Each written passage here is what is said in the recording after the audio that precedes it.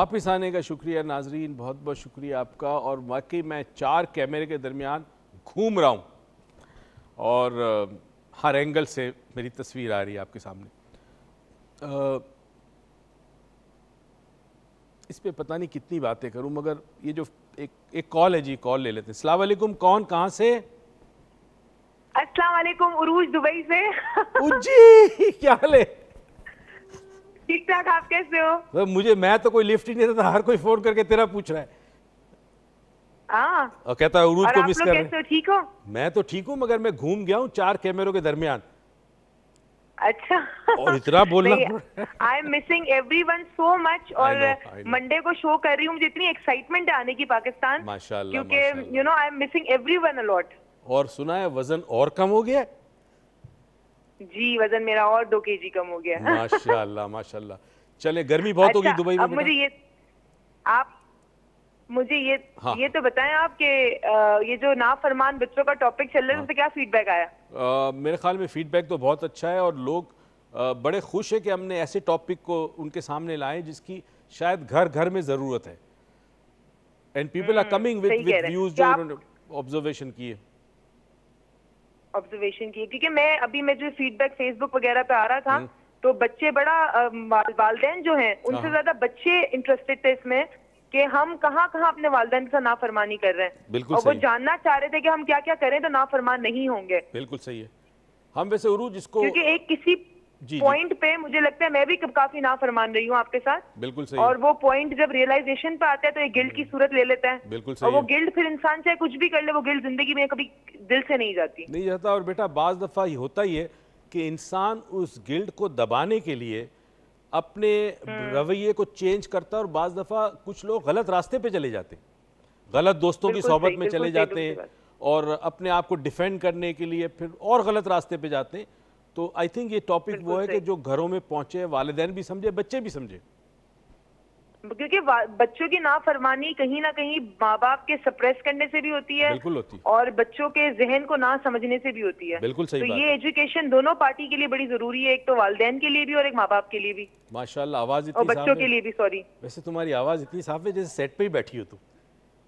अच्छा, नहीं तो हेल्थ टीवी का शुक्रिया है कि एक तो कॉल मिल गई और एक माशाल्लाह। बहुत अच्छा पॉजिटिव मैसेज जा रहा है। All the best and I hope this programme changes the coming generation and you will be able to help a lot of kids नहीं एंड आई एम माशाल्लाह। Missing you all. जी जी जी बेटा, thank you. Okay, चले, thank you will बेटा, see Allah you on हाफिज। Monday and love you all. सबको मेरी तरफ से सलाम, वालेकुम अस्सलाम अस्सलाम, वालेकुम एंड वालेकुम सी यू ऑन अस्सलाम। मंडे। ओके बेटा, टेक केयर, अल्लाह हिफाजत से चले, रखे। टेक केयर, अल्लाह हाफिज, अल्लाह अल्लाह हाफिज। हाफिज। बाज़ मरतबा वक्त से पहले कोई चीज़ देने से भी औलाद बिगड़ती है और जितना चाहिए उससे ज़्यादा देने से भी बिगड़ती है। अभी तो कल हम प्रोग्राम पे कंक्लूजन पे लाने की कोशिश करेंगे। ये जितने सब्जेक्ट्स हम डिस्कस करते हैं इनका कोई कंक्लूजन नहीं होता। वजह यह है कि हम जिस दिन उसको कंक्लूड करेंगे आने वाले दिन नए प्रॉब्लम्स होंगे, नए जाविये होंगे उसी प्रॉब्लम के, तो किसी चीज़ का हद भी फैसला नहीं हो सकता।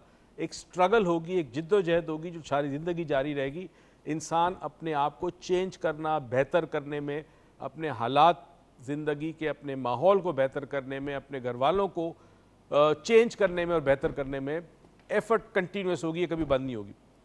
एक छोटा सा मैं आपको वाक़या बता रहा हूँ और ये कहानी नहीं है, वाक़या सच्चा है। और अगेन कुदरत किस तरह काम करती है, अल्लाह का कानून किस तरह काम करता है, अकल हैरान हो जाती है बाज़ दफ़ा। माँ बाप की एक बेटा था और ज़ाहिर है एक ही औलाद, तो मरकज़ उनकी तमाम तवज्जो का, मोहब्बतों का, प्यार का, हर चीज़ का वो महवर और मरकज़। बच्चे को बड़े नाज़ो नेमत से पाला, उसको हर चीज़ दे दी, यानी मुंह से निकलने से पहले उसको वो चीज़ मिल जाती थी और वक्त से पहले मिल जाती थी। इसी तरह ननियाल में, ददियाल में, सब जगह से उसे इतनी मोहब्बत मिली कि वो बच्चा जो है उसके अंदर कुछ ऐसी आदतें डेवलप होगी कि वो बदतमीज़ी भी करने लगा, झिड़कने भी लगा नौकरों को। जैसे जैसे बड़ा हुआ उसमें ये आदतें कुछ पुख्ता हो गई, बदतमीज़ी, बदज़बान, बद लिहाज, और नौकरों के बाद बुज़ुर्गों की तरफ आ गए, दादा दादी, नाना नानी, उनके साथ बदतमीज़ी, ऊंची आवाज़ में बात कर लेना, बात ना मानना, इनकार कर देना, बहस करना, फिर माँ बाप की तरफ आ गई और इसी तरह मामू वगैरह इनकी तरफ। यानी पूरी जो फैमिली थी वो बड़ी परेशान थी कि इसको क्या हो गया। हर किस्म की चीज़ मैसर की थी, मगर माँ बाप ये भूल गए थे कि उन्होंने वक्त से पहले दे दिया और ज़्यादा दे दिया। यानी प्यार भी बहुत ज़्यादा दे दिया, चीज़ें भी बहुत ज़्यादा दी और वक्त से पहले दे दी। ज़रूरत नहीं थी फिर भी दे दी। एनीवे, अब दिन ब दिन जब ये बच्चा स्कूल लेवल क्रॉस किया, उसने मैट्रिक किया, उसके बाद जहाँ मर्जी हो जाए, माँ बाप रात को वेट करे, दोस्तों में जाए, लेट नाइट आए, बड़ा समझाए, बात ही ना माने, ज़िद करे। अब आहिस्ता आहिस्ता उसके जुमलों में फ़र्क आना शुरू हुआ। जो बोलता था, अब ज़रा माँ बाप किसी बात के लिए मना करे, कहते घर छोड़ के चला जाऊँगा। अब माँ बाप और घबरा जाए, इकलौती औलाद। खैर जी, अब उसके साथ साथ ये होने लगा कि उसकी ज़बान में तलख़ी आना शुरू हुई, गाली गलोच पे आ गया। माँ बाप का इज़्ज़त व एहतराम तो बहुत बड़ी बात है, बद कलामी करने लगा, बदतमीज़ी करने लगा। कई दफ़ा वालिद को झड़क दे, कई दफ़ा माँ को झड़क दे, ऊंची आवाज़, कोई चीज़ में गुस्सा आ जाए, घर की चीज़ें तोड़ फोड़ दे। और एक वक्त ये भी आया जब वो यूनिवर्सिटी लेवल पे पहुंचा कि उसने अपने वालिदैन पे हाथ भी उठा लिया। अब वो माँ बाप का तो दिल कट के चूर चूर हो गया, मतलब टुकड़े टुकड़े हो गया। वो अपनी मोहब्बत से मजबूर बेटे को कुछ नहीं कह सकते थे, मगर बेटे की रविश, इसका ये रवैया से माँ बाप अंदर से ख़त्म हो गए, बस चलती फिरती लाश रह गए। लड़की को उस लड़के को एक यूनिवर्सिटी में लड़की से मोहब्बत हो गई, बड़ा शदीद सा प्यार हो गया, कस्में वादे हो गई ज़िंदगी साथ गुजारने के। माँ को पता चला है, माँ ने कहा चाहे बेटे की मर्ज़ी, उसने सब तैयारी कर ली, रिश्ते की बात तय हो गई। शादी में 2 माह बाकी थे और हुआ ये कि लड़के को अपनी ज़बान में कोई तकलीफ़ शुरू हुई, टंग पर कोई छाला। तो डॉक्टर के पास गया, डॉक्टर ने कोई क्रीम वगैरह दिया, उसने ऑइंटमेंट लगाया, क्रीम लगाया, ठीक ना हुआ। 2-4 दिन के बाद फिर गया, वो जो छाला था वो बढ़ना शुरू हुआ। डॉक्टर को तो तशवीश हुई, स्पेशलिस्ट के पास भेजा। खैर किस्सा मुख्तसर, ज़बान का कैंसर डायग्नोज हुआ और वो इतनी रैपिडली फैला कि डॉक्टर को समझ नहीं आ रहा था कि बड़ा अनयूजुअल केस है।